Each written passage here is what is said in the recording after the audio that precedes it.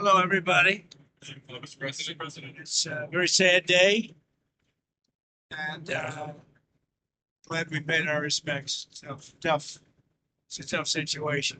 Great people, great parents, wives, family. A beautiful ceremony. I guess you got to see that at least once. Any questions? President Trump, did what you just witnessed make you think differently about going ahead with this war or even putting troops on the ground in the Middle East? We're winning the war by a lot. We've decimated their whole evil empire. It'll continue, I'm sure, for a little while. But very proud of the people, the parents. The parents were so proud of their boy, as they call him, my boy, in case the young lady. The parents are so proud. Many of them are military parents, as you know. So it's, but it's always a very sad thing. The war itself is going unbelievably. It's as good as it can be. We have Pete here. Pete, and you have Steve Witkoff here. We have some additional questions. You're 1 week in now, sir. Say it? You're 1 week in at this point. How long, as of now, do you expect I think operations we've to continue? accomplished more in 1 week than anyone thought possible. We've wiped out their Navy, 44 ships. We've wiped out their Air Force, every plane. We've wiped out most of their missiles. You see, the missiles aren't coming much anymore. We've also hit their manufacturing areas where they make the missiles very hard. Their drone capacity is way down. And we've hurt them where it hurts, including about every form of leadership you can have, we've wiped out. You still expect up to 6 weeks total? I never reject that, whatever it takes. But we've, the military is almost non-existent, if you look. We could hit the military itself very hard, but maybe we will, maybe we won't. We haven't made that determination. What do you think about gas prices? Gas prices right now? Say it? Are you worried about gas prices right now? No, this is a short excursion into something that should have been done for 47 years. 47 years it's taken to do this, and no president had the guts to do it. You guys are worried you're going to end up coming back to Dover for more of these such dignified transfers. Sure, I hate to do it, but it's a part of war, isn't it? Who are you with? Washington Post. When you say it's part of war, The deaths are part of war. Yeah. it's part of war. It's a sad part of war. It's the bad part of war. Mr. President. Did the United States bomb a girls' elementary school in southern Iran on the first day of the war and kill 175 In my people? opinion, based on what I've seen, that was done by Iran. Is that true, Mr. Hickson? That Mr. Roger did that? We're certainly investigating. Still But investigating. the only side that targets civilians is Iran. We think it was done. We think it was done by Iran Can you give us an because idea they're of, very inaccurate, as you know, with their munitions. They have no accuracy whatsoever. It was done by Iran. can you give us an idea of what unconditional surrender looks like to you? I mean, what do you want from Iran? I said unconditional, not conditional. I said unconditional. It's where they cry uncle, or when they can't fight any longer, there's nobody around to cry uncle. That could happen too, because we've wiped out their leadership numerous times already. So it's if they surrender, or if there is nobody around to surrender, but they're rendered useless in terms of military. Mr. President, can I ask you what Peter asked you a question yesterday? He said it wasn't the right time in that event, but he was asking whether you have indications of whether Russia is supporting Iran somehow in this. No, Do you? I have had no indication of that whatsoever. If they are, they're not doing a very good job, because Iran is not doing too well. What about the Strait of Hormuz? There's no traffic really going through it Well, right now. that's the ship's choices, but we haven't cleaned out. We've wiped out their navy. Their navy is now at the bottom of the sea, so that's the choice. This is an excursion. We figured oil prices would go up, which they will. They'll also come down. They'll come down very fast, and we will have gotten rid of a major cancer on the face of the earth. We will have taken out a cancer. Don't forget October 7th. Don't forget all of the things that have happened over the years, all caused by these people. So what we're doing is a great thing, not only for our country and not only for Israel, not only for the Middle East, but for the world. Secretary Bessent announced some moves to temporarily allow certain Russian oil sales to India. Are you considering any other moves, including the If SPR? there were some, I would do it just to take a little of the pressure off. But I think that the oil pressure, but there's a lot of oil. We've got a lot of oil. Our country has a tremendous amount, and there's a lot of oil out there. Would you consider, That'll get healed very quickly. would you consider using the SPR or tapping into the SPR at some point? Strategic reserve. Yeah. Well, I'm the one that built them up. Biden used them so that he could get some extra votes in the election. It turned out it wasn't even him that ran, it was Kamala. And she obviously didn't get any extra votes because we won in an absolute landslide. So he should have used it for that. He used it I filled it up and he brought it down to the lowest level it's ever been.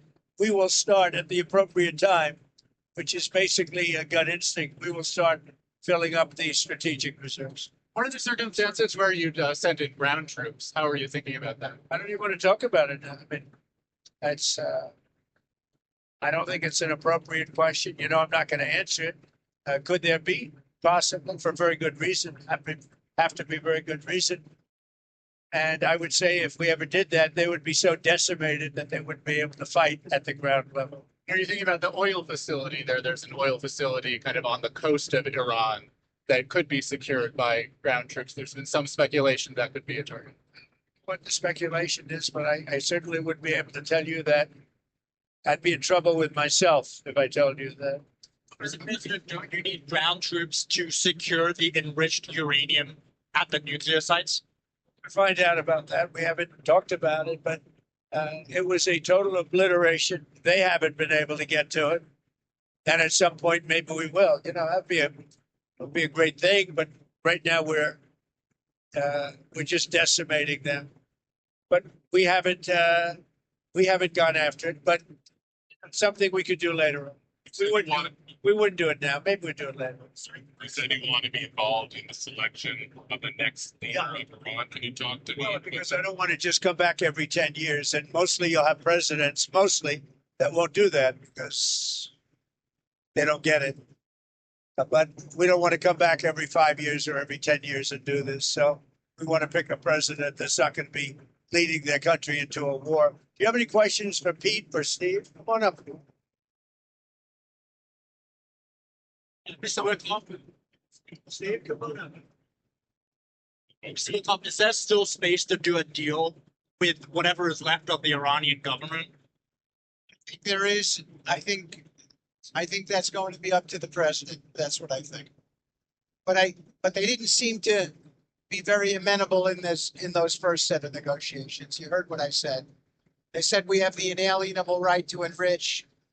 They bragged about having 60% enriched fuel, enough for 11 bombs. They told me and Jared, we're not going to give you diplomatically what you couldn't take militarily. So, you know, I think they're going to need a change of attitude. What sort of thing do you want to see in a deal? I mean, do you think you have maximum negotiating leverage at this point? I think the president has proved that we have. Iran today accused the U.S. of hitting. Negotiating leverage, maybe maximum, but we're not looking to settle. They'd like to settle. We're not looking to settle. Iran accused British government has now offered use of the British government has offered use of some bases now, and you had previously said you were very disappointed in them. Aircraft carriers. I mean, about British bases, they said. My response that I just put out. I just put out a response. Give me the offer to send 2 aircraft carriers. Maybe, but they're not sure. I just put out a response. I said, we don't need them. It's not the right time. It would have been nice to have had them 2 weeks ago, but the response I put out, I think, says it very well for you. Iran today accused the U.S. of hitting a desalination plant in Iran, and they said that might open the door to other strikes on infrastructure, non-military. Must also open the door to other strikes against them. Look, you respond to that allegation. Did the U.S. hit the desalination? They are among the most evil people ever on earth. They cut babies' heads off. They chop women in half. What they did, take a look at October 7th. Take a look at what they've done over the last 47 years. So I know nothing about a desalinization plant other than to say, if they're complaining about a desalinization plant, we complain about the fact that they shouldn't be chopping babies' heads off, okay? Mr. Vikov, have you communicated to the Russians not to send targeting information and other assistance to the Iranians? Strongly said that. And do you believe that they are? I hope they're not. Do you see any evidence? We don't know, but it's not doing very well.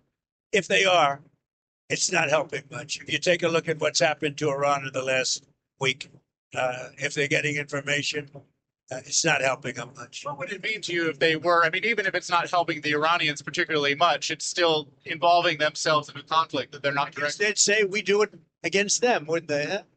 Wouldn't they say that? We do it against them.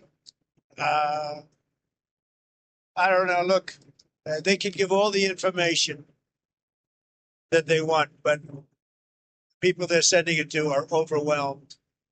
Russia would be overwhelmed too. Anybody would be overwhelmed. We have the greatest military on earth, and I built it in my first term, and unfortunately, I'm forced to use it now. But when you look at what we did with Venezuela, when you look at what we did with the B-2 bombers, it was a very big moment because Iran was going to have a nuclear weapon within 2 or 3 weeks, and that stopped it, and it stopped it cold. And you ask about maybe going back and getting that, something could happen at the right time. Is Iran running out of missiles and drones, or do you expect those counterattacks to continue with their Not only that, manufacturing capability also. We've hit the manufacturing very hard. They're at about 9% of what they sent out in the first 2 days. And we think that's because they don't have that much. We've knocked out about 70% of the launchers. The launchers are a big deal. Very hard to get, very expensive. I want to talk about leverage. With every passing day, we have more and more leverage because we have more and more capabilities. We're hitting them harder and harder, and they have less of an ability to defend themselves. So we're pressing the offensive every single day, creating all the leverage the president needs for the outcome he wants. It sounds like you think they're running out of water, both of the drones and the missiles. When you look, they're sending in much less drones. They're being decimated now. At some point, I don't think there'll be anybody left maybe to say, we surrender, but they're being decimated. And when you look also, all of a sudden they apologized to the Middle Eastern states that they shot at them. I was very surprised to see they did that, but you mark that down as a victory for us and for the Middle Eastern states who are really friends of ours. But I guess they're not going to be shooting at them anymore. They apologized, and we'll see what happens. But that's a big loss. That's a surrender right there. I called it a surrender today. When they apologized and said they're not shooting at them anymore, that's really a surrender to those states and to us. Okay, anything else? Some Iranians are concerned that the Kurds will carve out kind of an autonomous region as they did in Syria and Iraq. We're not looking to the Kurds going in. We're very friendly with the Kurds, as you know, but we don't want to make the war any more complex than it already is. No, Rule that out. we don't want. Yeah, I have ruled it out. I don't want the Kurds going in. I don't want to see the Kurds get hurt, get killed. We've had a good relation. They're willing to go in, but I've told them I don't want them to go in. The map of Iran will look the same. The war is complicated enough without getting the Kurds involved. And do you think the map of Iran looks the same after this is all done? That I can't tell you. Probably not. Do you know if any shipping companies have taken the U.S. up on its offer of insurance to go through the Strait of Hormuz? We have it set up. We have a great insurance and reinsurance system, but I don't. Sorry, when you talk about When this ends, we're going to have a much safer world. You know that. So, this is a minor excursion, but when this ends, we're going to have a much safer world.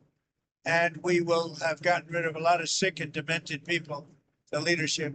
So we got rid of the one leadership, then we got rid of the second level of leadership. Now they're on their third or fourth level of leadership. And they have leaders right now that nobody even knows who they are. Thank you very much, everybody. Thank you.